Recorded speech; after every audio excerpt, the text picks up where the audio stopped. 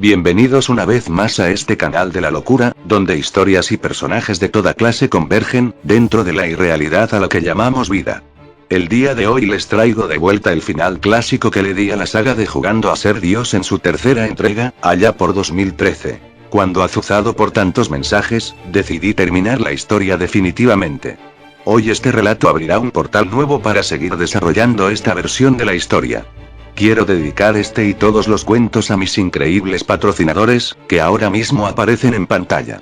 Ellos mes con mes ayudan a que este espacio siga abierto. Si tú también quieres ayudar al canal, y tener acceso a una amplia biblioteca de historias nuevas, exclusivas, y clásicas, puedes suscribirte a mi Patreon, lo dejo en la descripción. Desde $1 tienes acceso a todo, sin niveles. Y ahora sí, sin más preámbulos, los dejo con...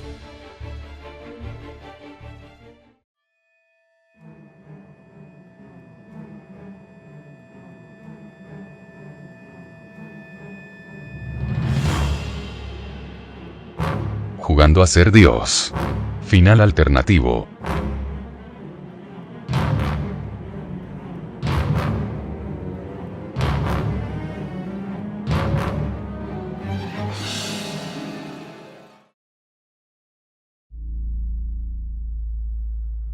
Todos parecemos olvidar que nuestras vidas giran en torno a la comida. Claro que hemos encumbrado a algunos chefs importantes, y los tratamos con respeto. Pero ellos no importan. ¿Qué más da el sabor, la textura, o las tonterías a las que hemos llegado, como esa espuma comestible, y sabores químicos? A lo largo del día, de la vida, damos importancia a tantas cosas que realmente no la tienen. La ropa, la casa, el orgullo, el amor. Pero perdemos de vista que lo único que nos mantiene vivos es la inextinguible necesidad de comer. La primera comunión con Dios no es el sexo, sino la comida. Escribí esta entrada en mi computadora, y consideré que había encontrado algo.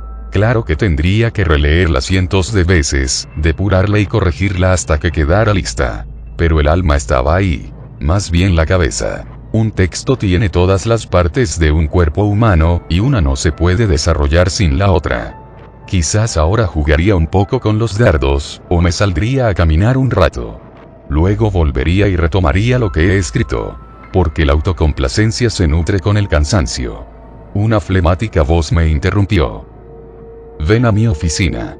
Las suelas de sus zapatos soltaron lamentos en el suelo brillante de la sala de redacción. Aún me hacían eco las primeras palabras que me habían dicho mis compañeros cuando llegué a este trabajo. Nunca hagas esperar al viejo, así que me levanté de un brinco. Entré a su oficina, y cerré la puerta detrás de mí.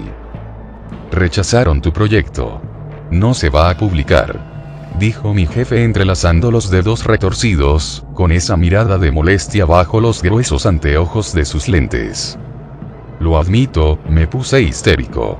Llevaba semanas investigando hasta debajo de las piedras, para pulir mi artículo. Fácilmente pude haber obtenido un Pulitzer por la minuciosa investigación que había realizado. Azoté las manos en el escritorio de roble de aquel vejete. Tranquilízate, gritó con su asquerosa voz cascada.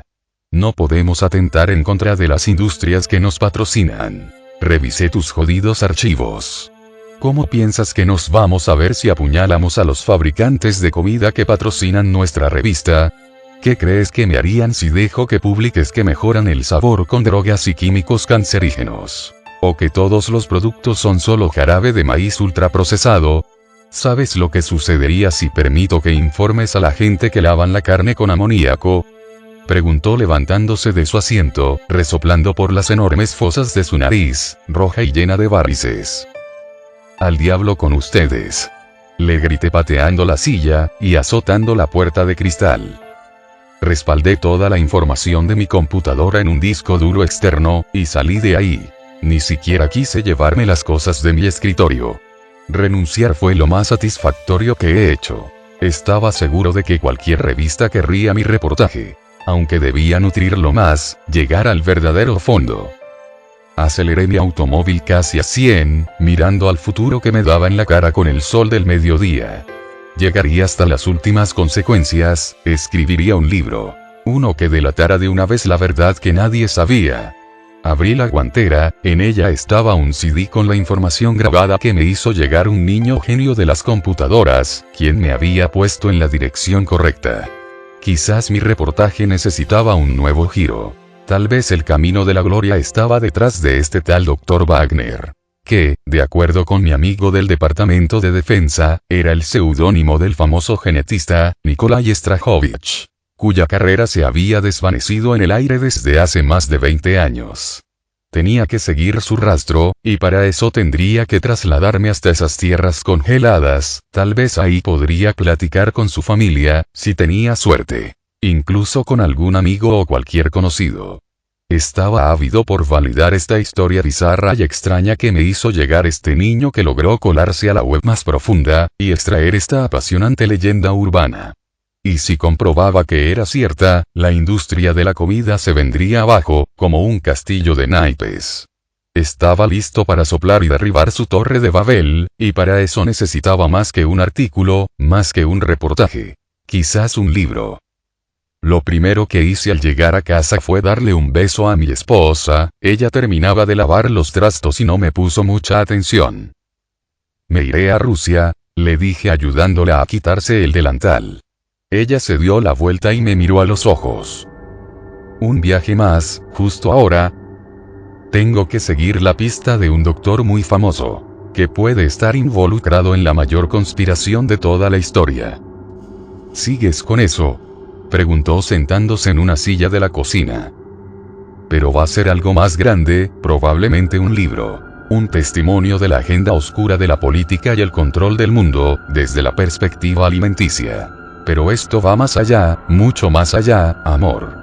Mis palabras eran un ataque frontal a las duras defensas de su bien resguardado castillo emocional. Incluso así no conseguí una sonrisa, aunque terminó cediendo. Ve, pero ten mucho cuidado. Si esto resulta cierto, estarás detrás de personas muy poderosas. Dijo caminando hacia la sala. Jade y yo nos habíamos distanciado los últimos meses. Mi trabajo como escritor me llevaba por distintas partes del mundo, haciendo que la intimidad entre los dos fuera peor cada vez. Quise decirle que había renunciado a aquel trabajo, a esa profesión que nos mantenía apartados, pero no habría servido de nada. Ella es de esas mujeres que se convencen a sí mismas, y que por tanto resultan imposibles de manipular. Hice mis maletas, emocionado por seguir la pista de aquel famoso doctor, quien prácticamente había desaparecido del radar público. Besé los suaves labios de mi esposa y escapé, una vez más. Esperaba que esta fuese la última. Su mirada me dijo que estaba al límite, en el justo filo del abismo. ¿No vas a despedirte de él?, preguntó acariciando sus blancas piernas que se doblaban en el sofá, debajo de ella. Creo que sería peor para él verme solo unos minutos. Jade volteó los ojos. Me voy. Dije, me mantendré localizable. Te escribiré para informarte de cada paso. Ella miraba la televisión, y ni siquiera volteó. Sé que me ama, pero entiendo su desilusión, por eso necesito tener éxito. Por ella y por mi pequeño. Mi hijo. La gente no sabe siquiera que tengo uno. Mantenerlo oculto es lo único que puedo hacer por ahora. Mi avión salía en 1 hora, eran ya las 10 de la noche. Había comprado los boletos apenas unas horas atrás. Por suerte no había mucha gente que quisiera viajar al norte de Rusia. Un hombre elegante de avanzada edad se me quedó mirando. No era nada, pero al estar inmiscuyéndome en una de las conspiraciones más grandes, me sentí nervioso. Creí que me estaban vigilando. Cualquier hombre, mujer o niño me ponía nervioso. El viejo caminó hacia mí y me preguntó si en Rusia podría encontrar algún club de mujeres hermosas. Sonreí, aliviado, y le respondí que eso nunca faltaría en cualquier país. Me dirigí a Stavropol, al pie de unas montañas que rodean Piatigorsk, un poblado pequeño, reconocido por sus granjas de caballos, y sus extensos sembradíos de maíz, y vegetales. Últimamente aquella ciudad había escapado del escrutinio público, se había perdido tras una nube de anonimato. Lo cual era de por sí extraño. El doctor Nikolai, apodado Wagner en los abismos oceánicos del mundo virtual, era un antiguo poblador de ese lugar. Curiosamente, el drástico olvido de aquel poblado llegaba de la mano con la partida de más ilustre poblador. 5 años después de que el Dr. Wagner dejara su lugar de nacimiento, este se había convertido en un poblado fantasma, perdido de los radares informativos de todo el mundo. Al llegar a aquel país tan diferente al mío, experimenté una extraña nostalgia, que fermentaba desde mi esófago, e infectaba el lugar exacto donde debería estar mi alma. Aunque, mi complejo de soledad siempre me hacía sentir acompañado. Debí traer a Jade, pero lo más seguro es que sea peligroso. No quise hacer reservaciones en ningún hotel, quería llegar de inmediato al centro de Stavropol. En los inicios de mi carrera, viví con Jade por 2 años en Rusia, como corresponsal de un canal muy pequeño de noticias. Por lo que su idioma y sus costumbres no me eran desconocidos. Y aunque existen variantes y dialectos en cada región, son prácticamente lo mismo.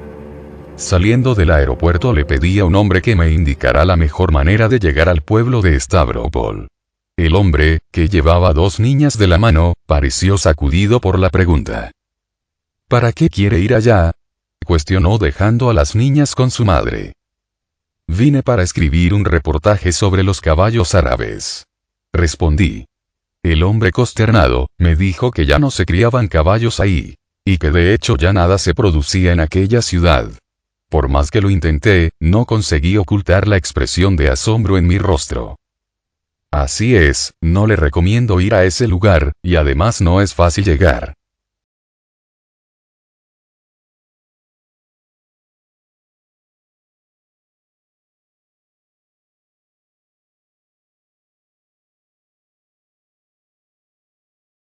Por desgracia, insistí, debo hacerlo. Stavropol tiene ahora la fama de ciudad fantasma. Yo ya no he ido por esos lugares. Los que han ido hablan de un ambiente turbio, extraño. Y no solo por la nube tóxica de radiación que asesinó a muchísimos ancianos y niños. En lugar de asustarme, azuzó mi curiosidad con cada cosa que decía. ¿Aún quedan nubes de radiación por lo ocurrido en Chernóbil?, indagué. Es así.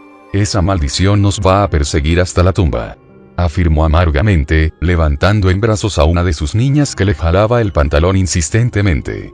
Quizá por eso son tan estrictos con la seguridad de la ciudad. No se permite que cualquiera entre en ella. Sin embargo, hay otras maneras de entrar, algunas que no son tan ortodoxas, mucho menos sencillas ni agradables. Sonreí y aseguré que un buen reportero siempre debe llegar a la acción, sin importar el precio.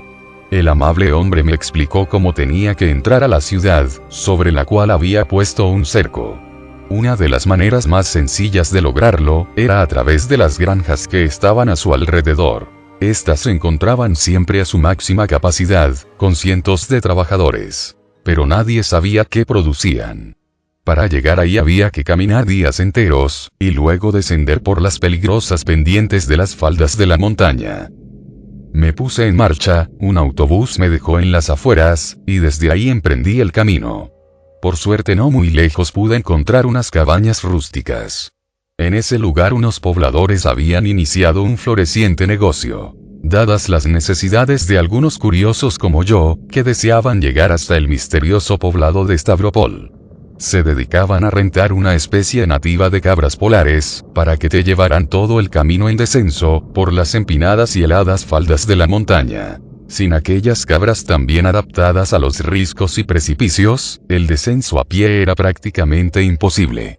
Pasé al interior de una de las cabañas, y bebí un mejunje delicioso para recuperar energía. Lo hacían a base de alguna raíz, y hongos secos. Uno de ellos tenía que acompañar al aventurado viajero. Los 4 sujetos barbados se miraron entre sí, hasta que uno de ellos por fin se levantó. Terminó de roer su pan, y dijo con fastidio, limpiándose la boca con la manga. Creo que yo iré contigo. Luego de que pagué los rublos necesarios, fuimos al establo donde yo mismo seleccioné a la cabra que me pareció más confiable. Sobre decir que todas se veían delgadas. Nos dirigimos a través de un bosque de poco espesor. Aquel hombre era alto, sombrío y muy callado. Pero, por más distantes que sean 2 individuos, luego de un par de horas, ambos terminan hablando. ¿Qué buscas en Stavropol?, Me preguntó con osquedad. Me sentí amenazado, no sabía si decirle mis verdaderos motivos, o contarle una mentira. No quería hacerlo enojar y que me dejara varado ahí, a mitad del bosque. Parecía un hombre colérico. Quiero investigar lo que está ocurriendo, contesté luego de estas divagaciones. El hombre arrugó el entrecejo, pero luego sonrió. No querrás saberlo. Según mi experiencia, ninguno de los que han venido a resolver el misterio han quedado satisfechos. Es la naturaleza humana, le dije frotándome la nariz, el aire estaba helado, nada nos deja satisfechos, en especial eso en lo que ponemos toda nuestra fe y esperanza. Por suerte yo no busco satisfacción, sino información. El gigante volvió a sonreír, pero esta vez mostrando unos dientes afilados y blancos.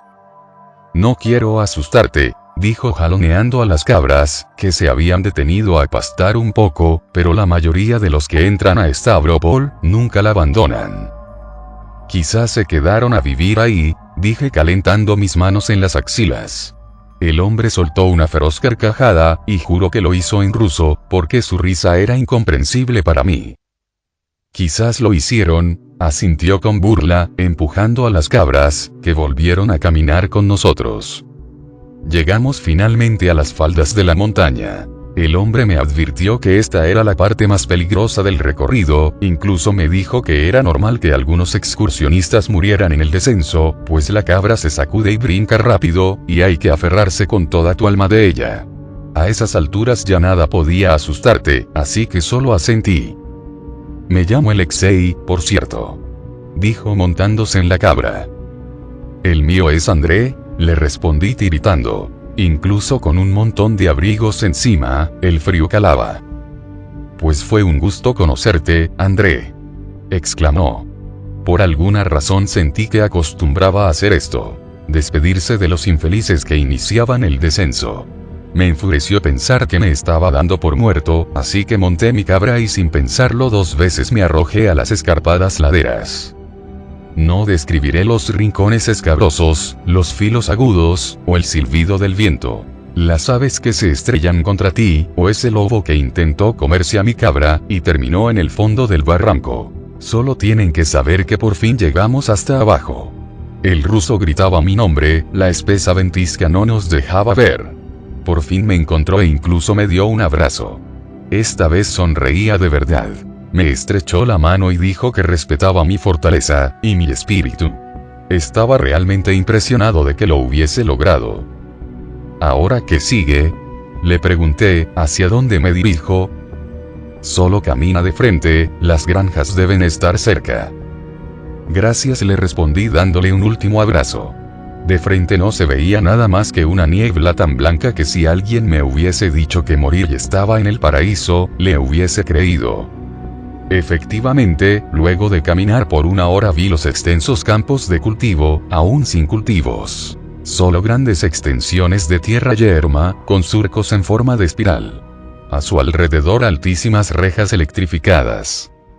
Un hombre tosco y gordo me sorprendió mirando uno de esos espirales que habían hecho en la tierra, con surcos profundos y geométricos.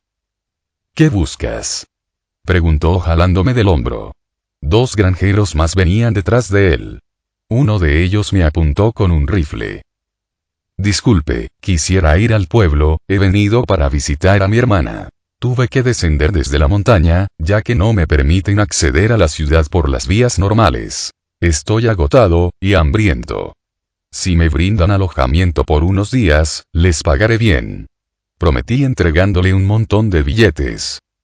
El hombre gordo contó los billetes y me pidió que lo siguiera. ¿En verdad tienes una hermana en este pueblo?, indagó desconfiado. Así es. Su nombre es Taylor, respondí pensando rápido. Pobre alma, dijo quitándose el sombrero. Me invitó a pasar a su casa y me presentó a su esposa, y a sus 2 hijos pequeños. Les informó que yo dormiría en el granero un par de días.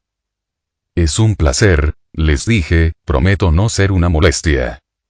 Ya desde ese momento comencé a notar cosas extrañas. La mujer apenas hizo una mueca, pero los hijos mantuvieron una expresión vacía, como si fueran muñecos de porcelana con grandes ojos azules.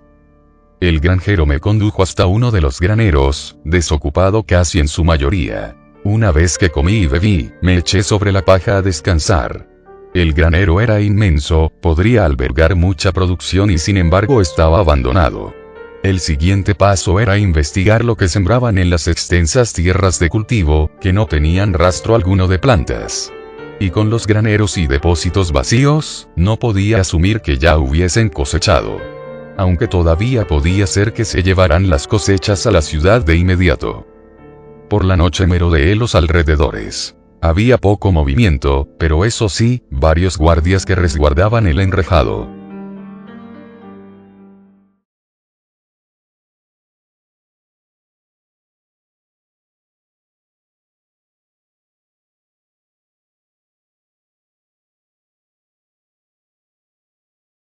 No podía recordar lo que sucedió aquel día, las sesiones de hipnosis con aquel psicólogo me estaban ayudando un poco, pero hasta ahora solo veía un resplandor cegador que venía del techo de la casa del niño genio, que se colaba por las cortinas desde afuera, como una nave extraterrestre. ¡Qué locura! Me dije tallándome los ojos. Estaba de pie en mitad del cementerio, esperando a Marta, mi amiga. Ella por fin llegó, traía unas flores amarillas en la mano. Este lugar me da escalofríos, comentó mirando las frías lápidas, y las mórbidas esculturas de ángeles y demonios, que parecían vigilarse mutuamente. Es esta, dijo inclinándose sobre una tumba limpia, y repleta de flores. En efecto, repetí, es esta. Marta descansó ahí las flores que traía, y ensombreció la mirada. Aquella era la tumba de Kevin, el niño genio que nos dio un paseo por la web profunda, y nos dejó saber más acerca del misterio del Dr. Wagner, y la Dra. Winters. ¿Cómo es que llegamos a esto?, preguntó mi amiga con una voz inquieta y jadeando. No tengo idea. Sigo sin recordar nada de lo que pasó esa noche. ¿Y tú?, le pregunté. Ella cerró los ojos, pero a pesar de que se esforzó, también estaba en blanco. Solo recuerdo su casa, llena de historietas y juguetes. Luego hubo un apagón. ¿Recuerdas la luz? La luz intensa y blanca, como de una nave extraterrestre, le pregunté. Ella lo negó con gran frustración. No te inquietes, yo solo puedo recordarlo mediante hipnosis, aseguré. ¿Crees que ellos estén detrás de su muerte?, preguntó acariciando la lápida. El nombre de Kevin saltaba a la vista, gracias a sus grandes letras doradas. ¿Los hombres grises?, cuestioné. Es lo más seguro. Lo que no me explico es cómo escapamos nosotros. Tal vez si vamos a su casa nuestras memorias regresen. He leído que incluso los olores pueden despertar a tu mente. Los sonidos, el propio ambiente. Sugirió Marta. Es una gran idea, vayamos a su casa. Sus padres la desocuparon hace unos días. Cuando llegamos a la enorme mansión vimos el cartel de venta. Al contrario de todo lo que habíamos imaginado, un aire funesto y sombrío se sentía apenas pisamos la entrada. Los padres de Kevin se habían ido a vivir a Inglaterra, devastados por la pérdida de su único hijo, quien había sido sádicamente masacrado con un cuchillo de la cocina. Los forenses llenaron su reporte con muchas mentiras. Inventaron que un adolescente drogado había entrado a la casa, que buscaba dinero. Kevin lo había sorprendido, dando lugar al desenlace que todos conocemos. Marta quería quedarse ahí de rodillas, pero la obligué a levantarse. Teníamos trabajo. Subimos las escaleras hasta la habitación de Kevin, que estaba vacía. Solo una lata ilustrada con los personajes de Star Wars permanecía en el suelo. Los de la mudanza debieron tirarla. Marta la levantó y lloró como si hubiese encontrado el cuerpo de nuestro amigo. Al estar parado ahí, una imagen fugaz atravesó mi mente, era el rostro lleno de terror de Kevin. Marta comenzó a golpear la baldosa con el tacón de su zapato. Había escuchado un sonido hueco. Me arrodillé e intenté levantar la baldosa sin éxito. Marta trajo un cuchillo de la cocina, y la zafó con dificultad. Se trataba de un escondite secreto. Adentro se encontraba un cofrecito de cobre con candado. Lo tomamos y salimos de ahí. Le pedí a Marta un pasador de su cabello, y forcé el pequeño candado. Abrimos la cajita despacio, con inusual emoción, estábamos en la calle, sentados a la sombra de un enorme sauce, sus hojas nos lloraban encima. Adentro de la caja encontramos un poco de dinero, un reloj que ya no caminaba, y algunas cartas dobladas. Marta leyó las cartas. Todas eran de un hombre llamado André Chantau. La primera era una respuesta. El tal André le decía que su historia de conspiración era muy fantasiosa, lejana de la realidad. Para la segunda carta ya lo estaba invitando a conocerse, para que pudieran sentarse a platicar acerca de ese tal Dr. Wagner. Que debían profundizar en la granja maldita, y en todos esos experimentos que mencionaba. La tercera y última carta era para ponerse de acuerdo en dónde se verían. André sugería un café muy grande, situado al lado de la ópera, llamado Café de la Paz. También era insistente en que quería publicar toda esta historia. Lo más probable es que nunca se reunieron. Espetó Marta mirando la fecha de la última carta. El 16 de marzo, un mes atrás, 2 días antes de su muerte. Eso creo yo también, dije guardando las cartas en el cofre. Tenemos que encontrar a este hombre, debe conocer todo lo que nosotros sabemos. La historia de la granja maldita debe salir a la luz, espetó ella en un arrebato de coraje. Seamos recatados. No sabemos si este hombre es parte de la conspiración. Advertí. No lo creo, según la carta es un reportero de alguna revista mediocre. A lo mucho es un buscador de fama, pero podemos usarlo. Insistió.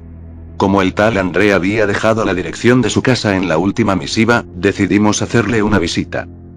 Su casa era de las más grandes de la ciudad. Estaba cayendo la tarde y el viento se llevaba las hojas y jugaba a mecer las copas de los árboles. Tuve un momento de duda, pero Marta caminó hasta la entrada y tocó 3 veces. Espera. ¿Y qué si este hombre es parte de la conspiración, y responsable directo de la muerte de Kevin? Pregunté agitado. Algo en todo esto no me gustaba. Quizás el aura de misterio que rodeaba la casa. Un hombre sombrío con el semblante duro como una roca abrió la puerta, pero no dijo nada. ¿Es usted André? Le preguntamos. Una mujer muy hermosa llegó a atendernos en ese momento. Sus ojos verdes delataban una ternura que sus delineadas cejas intentaban ocultar. Disculpen a René, es algo hostil con los visitantes. Todo está bien, puedes regresar a tus obligaciones. Dijo la mujer. El extraño hombre, al parecer su sirviente, se quitó de la puerta y caminó despacio hacia las escaleras. ¿Qué buscaban, chicos? Preguntó la mujer, que no tenía más de 30. Enmudecí. Marta tomó la palabra. Buscamos a su esposo, ¿se encuentra en casa? ¿Para qué lo querían? ¿Quiénes son ustedes? Yo me llamo Marta, y él es. Mi nombre es Hugo. Dije sacando el cofrecito de mi mochila. Pues mucho gusto. Yo me llamo Jade. Dijo ella invitándonos a pasar. Parecía la típica ama de casa, que toleraba una interrupción como esta por simple aburrimiento. La casa era elegante, pero tenía las cortinas cerradas, así que la luz apenas se colaba en el interior.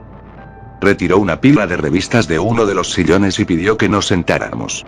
Le entregamos las cartas para que las leyera, y después le dimos una breve explicación de lo que pensábamos que sucedía. La mujer estaba visiblemente consternada, incluso se mordía los labios. René, el extraño sirviente, regresó y tocó a la mujer en el hombro. Jade se disculpó y luego se fue con él por 1 hora. Marta y yo no supimos qué pensar. Gracias por esperar, chicos. Dijo sentándose con nosotros de nuevo. Mi esposo está en Rusia, quiere llegar al fondo de toda esta conspiración. Yo no sabía de qué se trataba, él es muy cerrado con sus asuntos del trabajo. Marta y yo nos miramos con complicidad.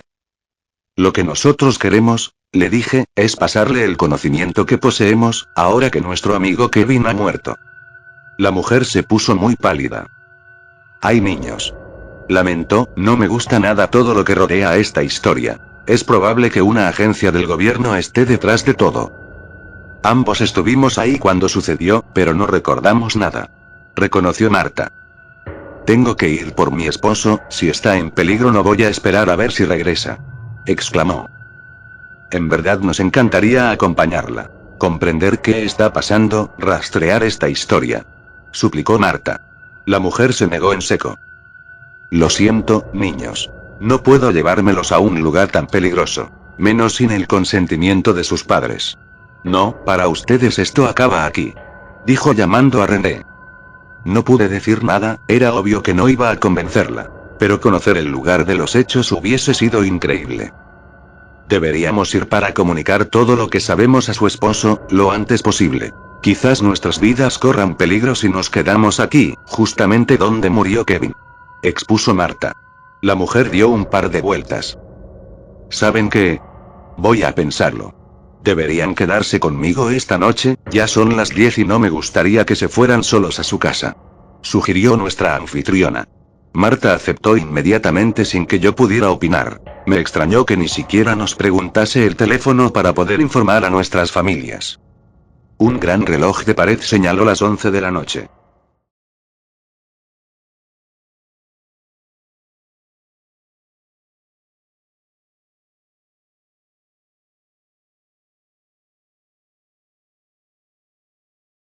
Nos instaló en cuartos separados. Cuando estaba en mi cama, un sonido escalofriante me despertó. Un chillido agudo y espantoso, como de perro. O más bien como un mugido de vaca. Me asomé afuera de mi alcoba, Marta había hecho lo mismo. ¿Escuchaste eso? Susurré. Ella asintió. Seguimos el sonido hasta unas escaleras que subían al desván. Escalamos con sigilo, el lamento no se terminaba, se extendía por toda la casa. Pensamos que se trataba de algún becerro, pero se nos hizo extraño que lo tuviesen ahí arriba. Los rechinantes escalones, el gemido de aquella criatura nos estaba crispando los nervios. Marta me agarraba por detrás. El desván estaba muy oscuro, casi en penumbras. Ahí guardaban todo tipo de objetos, espejos, enormes pinturas, muebles, y esculturas espantosas de seres extraños. Una cosa se agitaba en lo más profundo. Algo que chillaba con lamentos animales, y parecía estar encadenado. Caminamos con miedo hacia el animal, y cuando le apuntamos al rostro con la lámpara que llevábamos, vimos algo que nos hizo caer de espaldas. Era un niño muy débil. Su rostro apenas era humano, sus ojos se perdían entre las carnosidades desproporcionadas de su cara. Sus brazos largos y sus manos con 3 dedos. Marta iba a gritar, pero me di cuenta y le tapé la boca. El hombre sombrío me tocó la espalda haciéndome gritar de horror. ¿Qué hacen aquí?, preguntó una voz detrás de nosotros. Era Jade. La mujer le dijo a René que todo estaba bien, y nos sacó de ahí. La noche se retorcía con relámpagos y lluvia.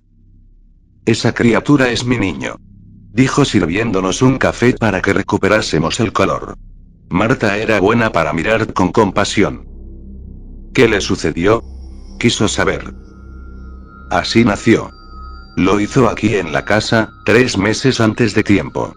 Tiene solo 2 años. Lo hemos mantenido oculto de la vista del mundo. No tiene caso exponerlo, morirá pronto.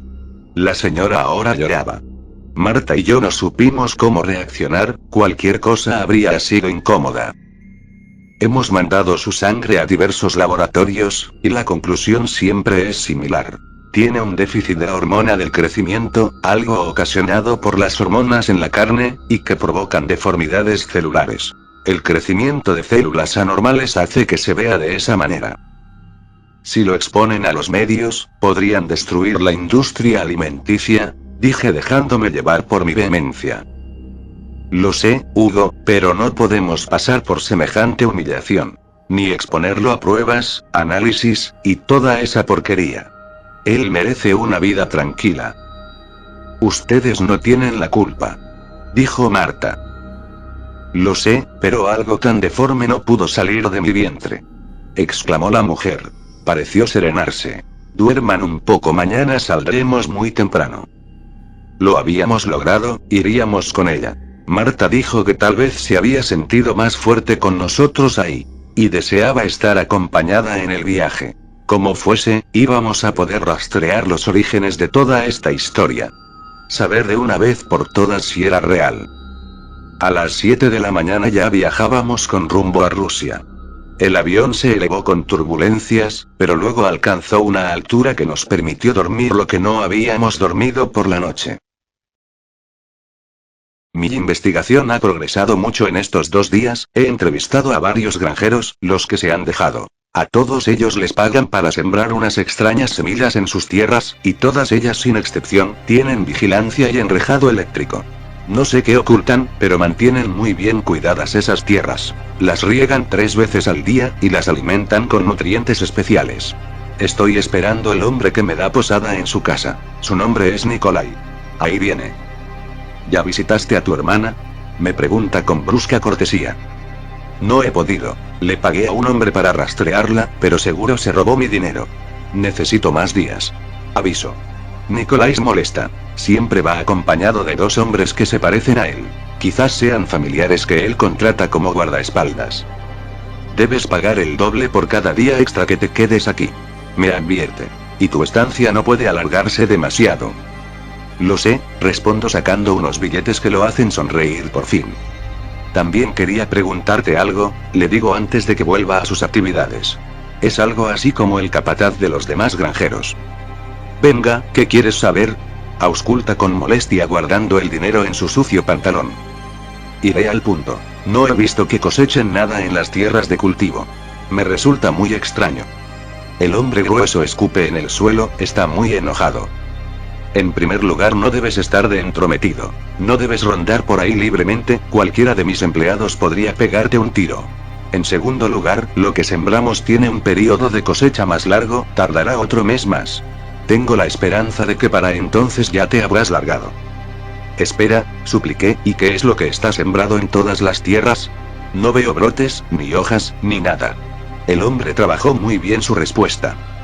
Es una planta muy especial que crece en su totalidad debajo de la tierra. ¿Como un tubérculo? Le pregunté. Efectivamente, pero no necesita hojas que atrapen el sol. Es más extraño, y tiene grandes propiedades que lo hacen único. ¿Cuáles son esas propiedades? Interrogué con desesperación. No lo sé, dijo meneando la cabeza. Nos pagan para sembrarla y cuidarla, como ya te habrás dado cuenta husmeando por ahí.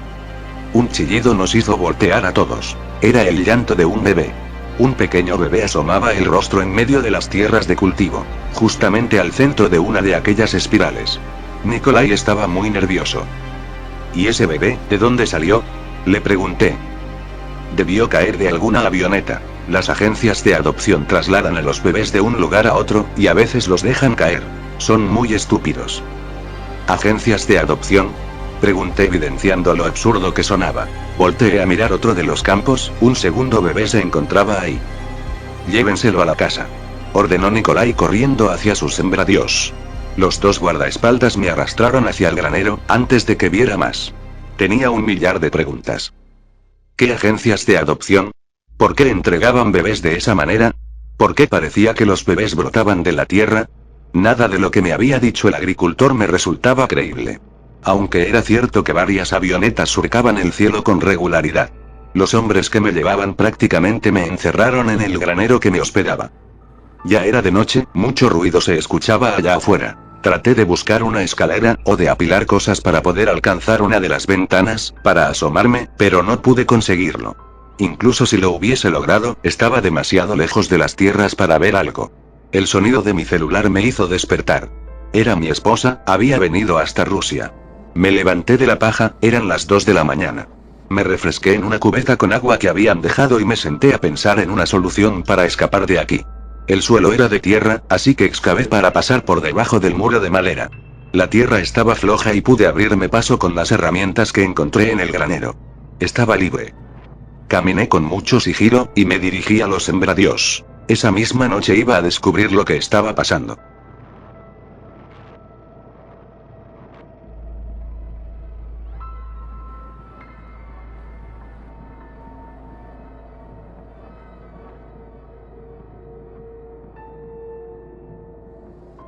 Habíamos averiguado, luego de revisar su computadora, que el reportero iba a un poblado con el nombre de Stavropol, por lo que llegamos hasta ahí.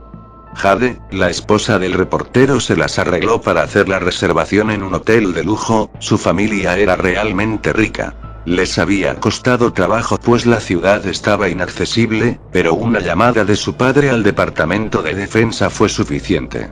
Jade misma diría que su esposo era un testarudo por no querer utilizar las palancas que ella le ofrecía. Era el típico macho testarudo que deseaba hacerlo todo él mismo. Marta dio la idea de registrarnos con nombres falsos, pues al tratarse de una conspiración, fuese cierta o falsa, más valía tomar precauciones. Stavropol era una ciudad medio desierta, con un aire de pueblo que se sentía en sus callecitas empedradas y sus farolas de brazo, al estilo napolitano, sin duda hermosa. El hotel era demasiado, todo de lujo, servicio, y la mejor zona. Se notaba que la esposa del reportero estaba acostumbrada a las cosas buenas. En la recepción del hotel todos parecían ser fríos y poco amigables, no hablaban más que lo necesario. Quizá los habían instruido así, o era parte de su cultura. Jade telefoneó a su marido, que parecía molesto de que hubiésemos seguido sus huellas. Dijo que se reuniría con nosotros apenas terminase su investigación en unas granjas de las afueras. Esto tranquilizó a la mujer, pero no del todo. No había mucho que ver en televisión, al menos no para mí y para Marta, pues no hablábamos el idioma, así que decidimos salir a caminar por el pueblo.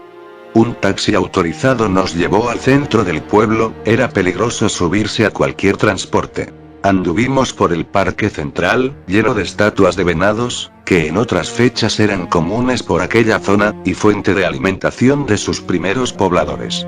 En la cara norte del parque se hallaba la estatua de uno de los hijos ilustres de la ciudad. Me llamó la atención la escultura en bronce de aquel hombre alto y calvo de barba afilada y ojos penetrantes, demasiado juntos. Me acerqué a la plata y leí, su nombre era Nikolai Strahovich. Marta y la señora se encontraban ahora junto a mí.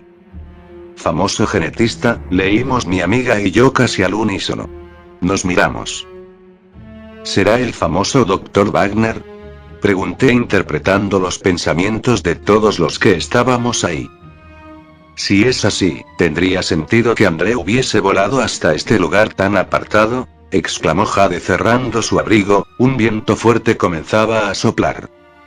Un anciano se acercó hacia nosotros y dijo que ese hombre, el de la estatua, era un héroe nacional, pues había logrado vencer una pandemia que había asesinado a miles de mujeres.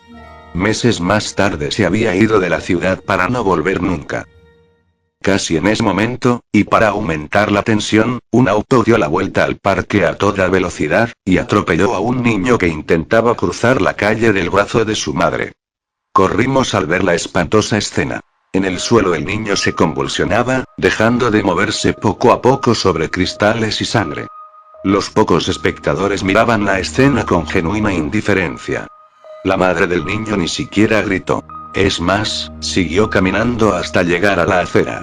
El conductor estacionó su auto, y bajó para intentar sentir el pulso del pequeño. Se ha ido, dijo cubriéndolo con su chaqueta de gamuza. Minutos más tarde llegó la policía, y una ambulancia se llevó el cuerpecito del niño. La madre miró curiosa la escena, pero luego siguió su camino como si nada hubiese pasado. Los tres quedamos pasmados. Y es que, aunque esa mujer no fuera su madre, nadie reaccionaría de esa manera, ni siquiera de este lado, en la fría Europa. Una mujer que miraba la escena desde su casa, era la única que parecía estar en shock, igual que nosotros. Marta y yo corrimos hacia ella, se había asomado a través de la puerta de su casita. Utilizando a Jade como traductora, pues ella dominaba un poco el ruso, le preguntamos qué era lo que había pasado. Toda la escena se sintió bizarra. Ella respondió que no podía decirnos mucho, sin meterse en problemas. Los equipos de limpieza recogieron los vidrios y limpiaron el asfalto. Los pocos curiosos siguieron su camino sin darle verdadera importancia. Así es la gente de aquí, nos dijo, seguramente por todo lo que les ha pasado. ¿Y qué les ha pasado?, preguntó Jade con dificultad. Hace un par de años, a esta ciudad la azotó una epidemia de muertes, primero fueron algunas mujeres, pero después siguió una nube de radiación que asesinó a todos los niños. No sobrevivió ninguno, ni siquiera aquellos a los que sus padres los escondieron en el sótano. Las nuevas madres vieron cómo sus bebés morían también a los pocos días. Desde entonces se dictó una ley de control natal, que dictaba que nadie podía tener hijos por cuenta propia. Todos tendrían que ser traídos de las granjas de producción, lugares donde hay mamás y nodrizas saludables que los tienen en ambientes estériles y limpios. Desde entonces la gente se ha vuelto más fría, menos humana. Quizás para lidiar con esto. Y claro, una madre sustituta nunca sentirá lo mismo por un niño que no es el suyo, por así decirlo. Las madres de esta ciudad no son más que cuidadoras. Mi esposo y yo no queremos adoptar, esos niños son callados, tranquilos, y sin emociones. Un grito desde el interior de su casa puso fin a la entrevista. Su marido le gritó que no siguiera compartiendo su vida con extranjeros. La mujer volvió adentro, dejándonos con más interrogantes que respuestas. Una ciudad especial, sin duda, opiné envolviéndome la cara en la bufanda. Marta y Jade parecían mucho más afectadas. Necesitaba entrar a uno de los sembradíos. A esa hora la vigilancia era poca, de hecho los guardias pasan cada media hora, mientras recorren todo el lugar. A veces los tres se quedan fumando junto a la reja. Son las 3 de la mañana, he cronometrado bien sus tiempos, y si puedo quitar la electricidad de las cercas, podré brincar a través de ellas y escapar. La tierra se ve removida y la profundidad de los agujeros delata que, sea lo que sea que estuviesen cultivando ahí, ya había sido cosechado. En la zona oeste quedaba un pedazo de parcela aún sin cosechar, debo darme prisa y ver lo que hay enterrado ahí. Seguí con minucioso cuidado los cables que salían de la tierra y llegué a un enorme generador de luz que estaba sin vigilancia, lleno de botones y luces, como en una película de ciencia ficción. La palanca más grande, siempre es la más grande, me vino a la mente. Estaba muy pesada, pero logré bajarla con todo mi peso. Unas chispas me hicieron caer sobre mi espalda. Las enormes turbinas se detuvieron, haciéndome saber que lo había logrado. Había quitado la electricidad a las cercas, no sabía cuánto tiempo tenía, así que me apresuré. Brinqué la reja de 3 metros, y caí en la tierra blanda, como arena. Los huecos abiertos estaban a poca profundidad, aún se podían ver algunas raíces que quedaron de la cosecha. Caminé hasta la zona todavía sin excavar y comencé a rascar. Luego de un gran esfuerzo pude encontrar lo que había ahí. Conseguí mirar lo que habían sembrado. Era una especie de semilla enorme, del tamaño de mis brazos, estaba sellada como una nuez, a excepción de una raíz gruesa que le salía del centro. Busqué a mi alrededor, era una noche oscura y se veía muy poco. Rebusqué entre la tierra hasta dar con lo que buscaba, una piedra larga y afilada, dura para cascar la semilla. La encajé y la deslicé por toda la orilla hasta escuchar un crujido. Lo que encontré adentro formará para siempre parte de mis pesadillas, incluso cuando esté muerto. La cáscara de la semilla departió y un líquido viscoso brotó de adentro, removí las costras con brusquedad haciéndolas rechinar y encontré en el interior un feto humano. La jalea en el interior, parecido al líquido amniótico, era demasiado espesa. El feto se retorcía, en su cuerpo mal formado, y aún transparente podían apreciarse sus venas, y algunos órganos que palpitaban con intermitente violencia. Di la vuelta y devolví el contenido de mi estómago. Lo que estaban sembrando eran humanos que cosechaban y repartían quién sabe dónde.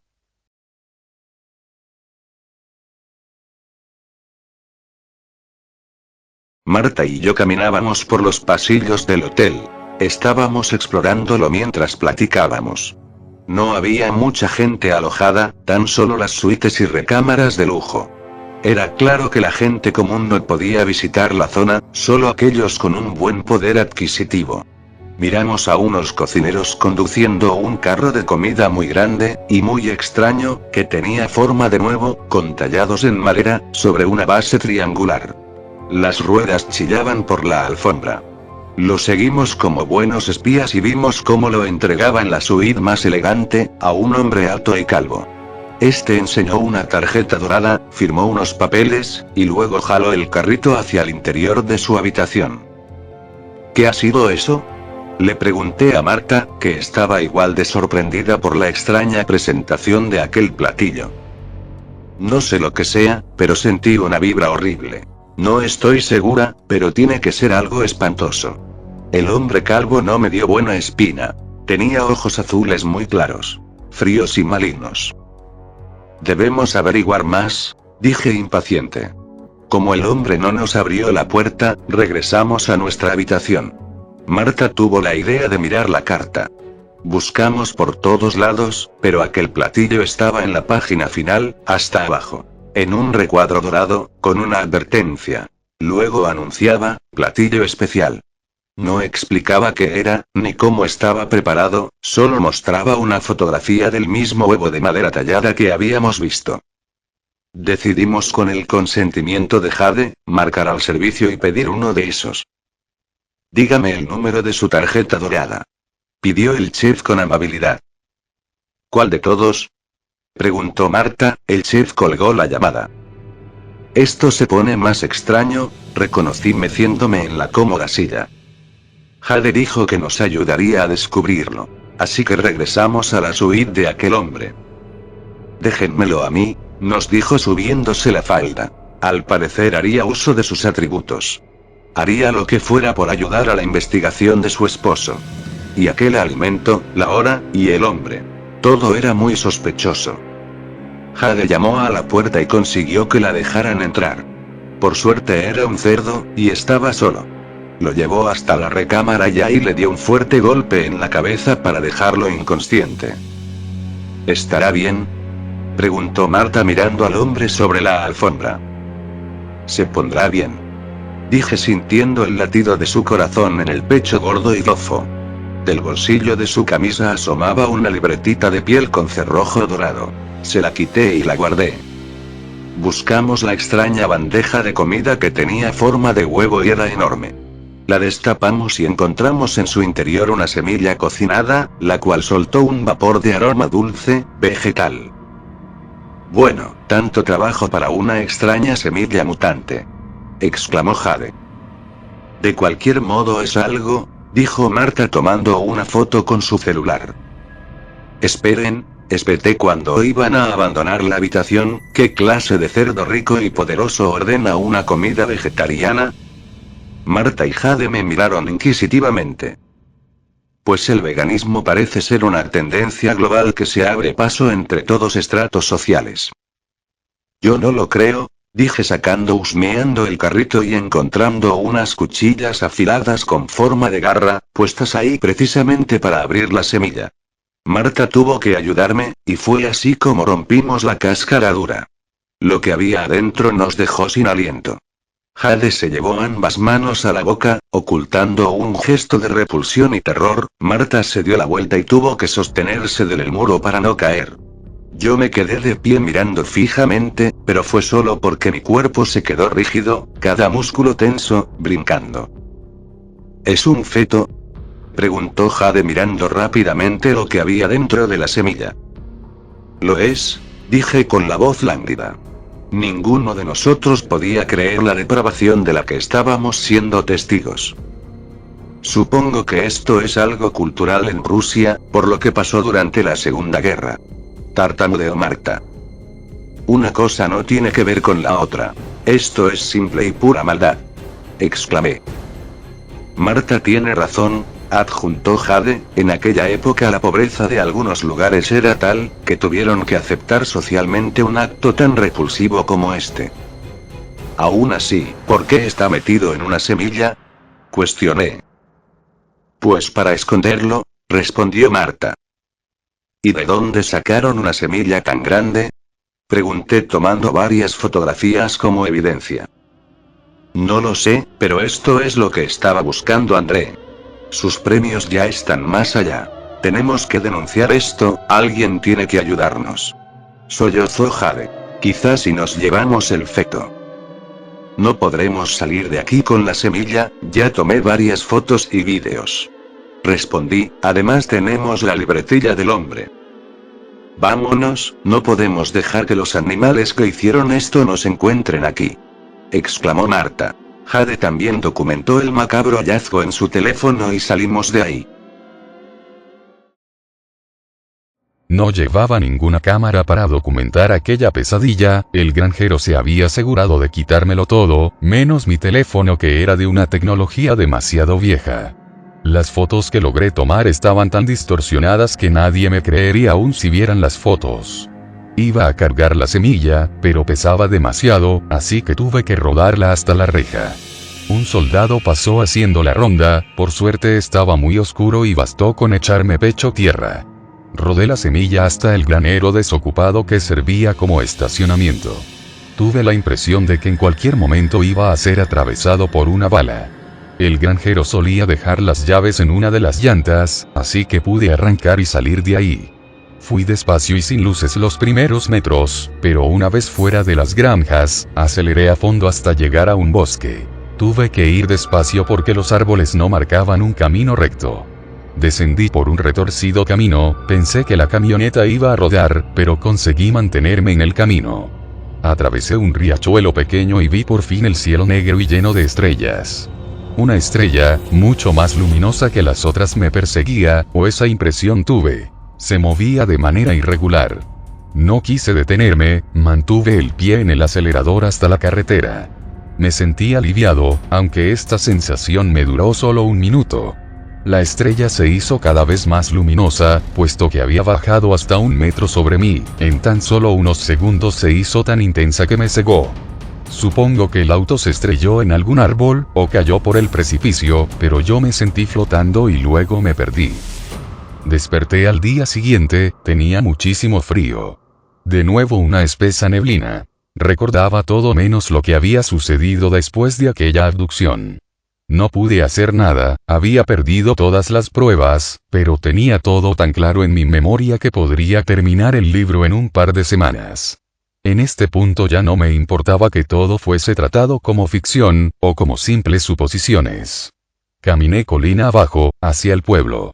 Mi esposa me había dicho que se estaban hospedando en el Royal de Stavropol. Jade me demostraba con esto que todavía le interesaba lo nuestro. Que mis ausencias no habían terminado de extinguir la llama. Solo espero que no esté en problemas, pensé mientras caminaba más deprisa. Tenía que reunirme con ella, y con 2 jovencitos, que decían ser amigos de Kevin, el niño genio que me había puesto en dirección de esta historia. Era extraño, pero, a pesar de haber caminado varios kilómetros, no me sentía cansado. Seguramente por causa del estado de shock en el que me encontraba todavía. Las imágenes de lo que había visto me llegaban como flashazos constantes haciéndome estremecer.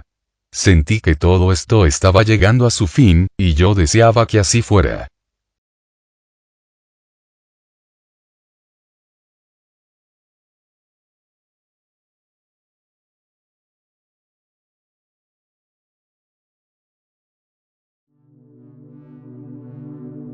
Decidimos abandonar el hotel por la mañana, después de desayunar y sin que pareciese que estábamos huyendo. La noticia ya estaba por todos lados. Alguien había asesinado a un conocido diplomático en su propia suite. Lo habían molido a palos, para luego darle 3 disparos.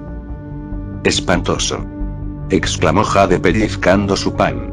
Las demás personas en el restaurante del hotel no se inmutaron demasiado. Tenemos que irnos ya, dijo para que terminásemos el desayuno. A juzgar por lo que le habían hecho a ese hombre poderoso, cualquiera persona involucrada corría grave peligro, pues no escatimarían recursos, ni se lo pensarían 2 veces para que sus actos enfermos no vieran la luz. Debemos regresar a casa, repetía Jade en voz baja. Su teléfono sonó y ella tiró el té, nerviosa. Está bien, te veremos en el parque de venados, dijo Jade y colgó. Cuando llegamos al parque, la mujer nos pidió permanecer en el auto que habíamos rentado. Sería mejor que no nos vieran juntos en una plaza tan concurrida. Jade llegó a mi encuentro. Corrió hacia mí. Estaba más hermosa que nunca, o quizás era la distancia. No solo que nos hubiésemos dejado de ver. Hablo de la distancia de este país con el nuestro, la lejanía con que mirábamos los problemas cotidianos. La distancia que nos separaba de nuestro hijo.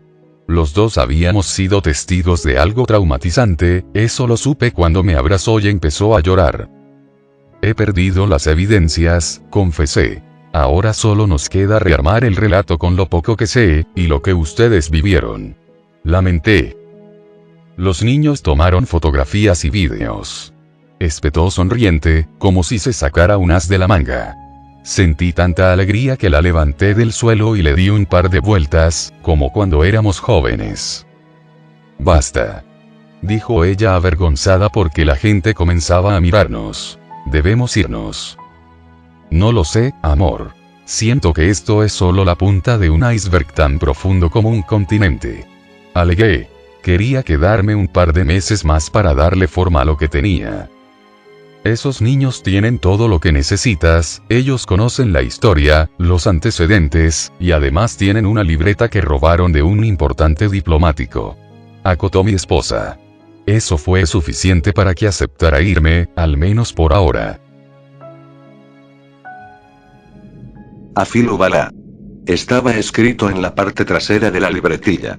Tenía un cerrojo de oro, no imaginaba lo que podía estar escrito ahí, pero debía ser importante. Teléfonos, direcciones, quizás incluso nombres.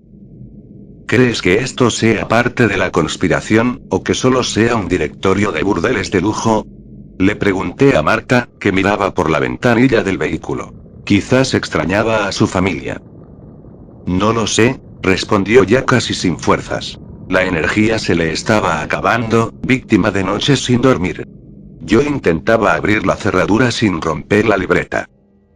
¿Aún no recuerdas nada?, preguntó Marta volteándome a mirar. No, solo esa luz intensa, cegadora, quizás una sensación de ingravidez, y luego nada. Respondí. Marta pareció desinflarse, apoyando su cabeza en el vidrio. Cuando por fin conseguí abrir la agenda, Marta me ayudó a leerla. No podía esperar para conocer a esos dos valientes adolescentes. El coche ya estaba cerca, pero yo empecé a caminar más rápido. No solo los admiraba, quería los detalles de toda la historia. Jade abrió las puertas, pero ahí no había nadie. La expresión en su rostro se descompuso. No es posible, te juro que los dejé aquí. Insistía. Se asomó incluso debajo de los asientos, y en la cajuela. ¿Estás segura de que iban a esperarte?, le cuestioné. ¿Se los habrá llevado alguien, quizás la policía?, exclamó ella. Hay que encontrarlos, hay que hacer algo. Gritó Jade, realmente perturbada. Tranquila, mira, le dije señalando una nota que habían dejado en el volante. Ella la leyó, era una dirección. Los veremos ahí. Hugo y Marta. ¿Lo ves?, enfaticé. Ella parecía mucho más tranquila. Por un momento, ya no importa, dijo encendiendo el auto. Les compré sus boletos desde ayer, de cualquier manera íbamos a viajar en vuelos diferentes. Eres muy precavida. Celebré. Con todo lo que he visto, y con lo que ellos saben, podré armar un gran libro. Uno que simbrará la industria, no solo eso, el sistema mismo. Jade sonrió y me miró con ternura. Nunca vi más amor en sus bellos ojos verdes. El vuelo aterrizó, son contratiempos. Si quieres saber cuánto amas a tu país, escápate de él unos días. Era increíble volver a esta nación, llena de gente buena y sonriente. Tan humana y expresiva. Lejanos al menos de todo el horror que habíamos visto.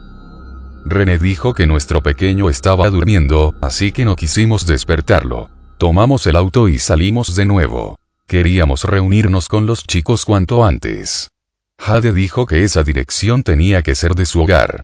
Dimos vueltas un rato en el carro hasta encontrar el lugar. Es este sin duda, dijo Jade revisando el mapa en el teléfono. Es extraño sin duda, pero sus razones habrán tenido para citarnos en este lugar, señalé. Las altas murallas de piedra y las rejas negras, me hacían sentir una cierta inquietud. Jade odia los cementerios, pero viajó hasta Rusia para ayudarme, así que esto no era nada para su voluntad de acero. Aún así no tardó mucho en desvanecerse. ¿Estás bien?, le pregunté sujetándola de la cintura. Son las lápidas, los nombres. Saber que caminamos sobre cadáveres. Odio este lugar. Susurró. Esperé a que su presión se normalizara para seguir caminando. A mí me sucedía todo lo contrario. Me sentía muy bien andando entre las tumbas. Me gustaba el silencio, el orden, incluso saber que aquí descansaba tanta gente. Había llovido por la noche y el ambiente era fresco y hermoso. Voy a sentarme un momento, tú sigue. Me dijo cuando llegamos a una avenida grande. Te espero, espeté. Jade se había sentado en una fuente. No, ve por favor. También necesito un minuto a solas. insistió, así que seguí caminando hasta el final de la calle, hasta Baudelaire. Quizás por tratarse del poeta maldito tenía el honor de dividir en dos la espeluznante metrópolis. Vi a un chico como de 15, recostado tranquilamente sobre el césped que cubría una tumba. Sentí envidia porque a su edad yo tampoco tenía preocupaciones. Y ahora bastaba un vistazo a mis archivos mentales para saber que estaba en un incendio. Hola, saludé parándome frente a él. ¿Qué tal? Respondió sin abrir los ojos. ¿Tú eres Hugo Lemat? Pregunté. El jovencito suspiró. Soy Hugo, respondió incorporándose hasta quedar sentado. Es un placer, mi nombre es André Chandau. Exclamé con una gran sonrisa. Se supone que yo escribiría la historia de tu amigo Kevin, en paz descanse. Claro, respondió él, en paz descanse. Ven, mi esposa nos espera en la fuente. Espeté. Tranquilo, dijo él volviéndose a recostar en el césped, aún tenemos tiempo. ¿Y tu amiga? Pregunté. ¿La estamos esperando a ella? No, ella ya se fue, no quería, pero tuvo que irse. Masculló funesto. Es una lástima. Pero a mí me queda buen tiempo. Siéntese un rato, le contaré algunas cosas que encontrará interesantes. Iba a ir por mi esposa, pero su tono de voz era extrañamente convincente, así que me senté junto a él. Escuche, le dije al reportero, yo tampoco lo comprendía, yo también lo estaba procesando.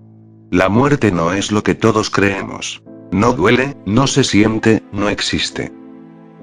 ¿De qué hablas? Preguntó el reportero, visiblemente confundido con el rumbo que todo tomaba. ¿No recuerda nada? Le pregunté. Estoy seguro de que solo recuerda una luz blanca, un resplandor que lo dejó ciego, y perder el conocimiento. Así es. Exclamó. Pues eso es lo que todos experimentan, cuando mueren. Le solté de una vez. Él empezó a respirar más fuerte, incluso empezó a reírse.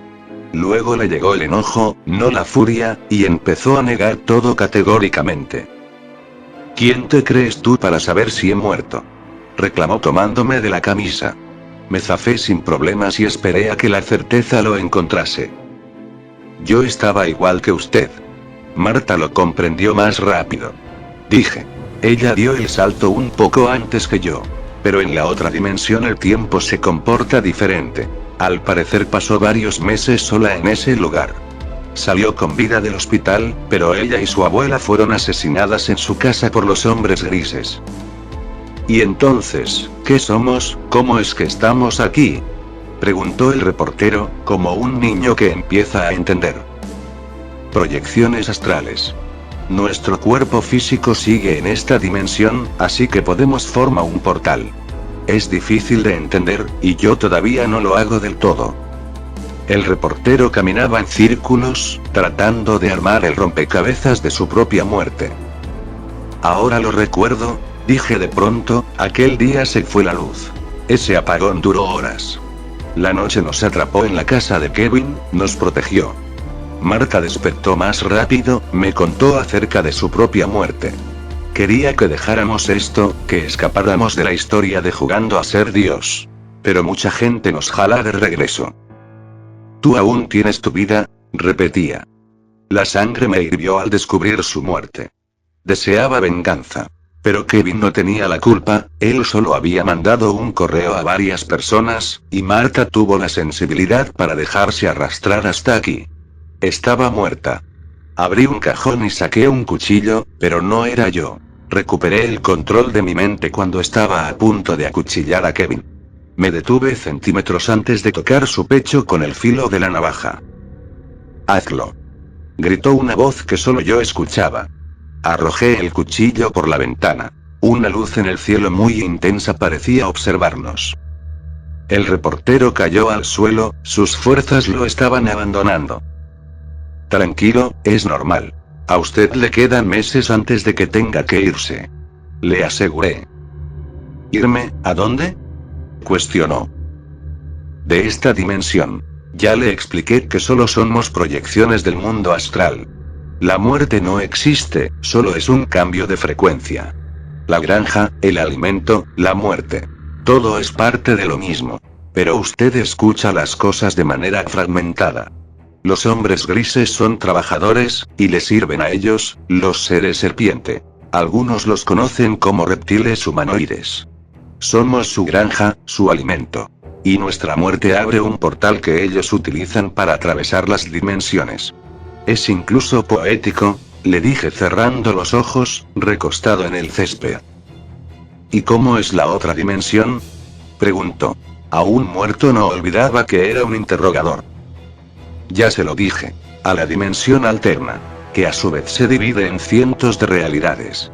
Su voluntad de existir debe ser fuerte, de otra manera su energía consciente alimentará otras almas, de la misma manera que su cuerpo físico alimenta a los gusanos, y a la tierra. Eso fue lo que le sucedió a Kevin, se desfragmentó en millones de esporas. ¿Y tu amiga? Quiso saber, parecía leer el nombre de Marta en la tumba. Ahora temblaba realmente asustado. Ella está en la nave. Mascullé. ¿Cuál nave? Quiso saber, su curiosidad se mantenía, y esa curiosidad mantendría sus moléculas juntas. La gente cree que son extraterrestres. De hecho, ellos se presentarán así en unos años. Vendrán en esas naves, se revelarán ante la gente. Pero son demonios. Seres malditos, parásitos. Marta está en una de sus naves dimensionales.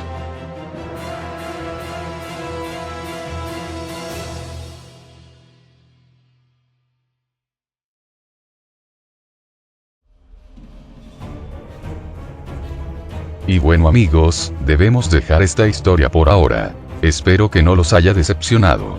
Como ya les dije, se trata de la tercera parte que había publicado originalmente, en 2013. Si les gusta la idea, seguiremos desarrollando esta versión, para llegar a un final completamente diferente, en un universo alterno, donde nuestros protagonistas tendrán que atravesar otro tipo de pruebas, y descubrir más acerca de esta conspiración. No tardaré nada en subir la siguiente parte, déjenme saber si les emociona la idea. Les mando un abrazo a mis hermosos suscriptores, beso helado a mis bellísimas suscriptoras, y a mis patrocinadores, la savia universal, el espíritu humano. Cuídense mucho, adiós.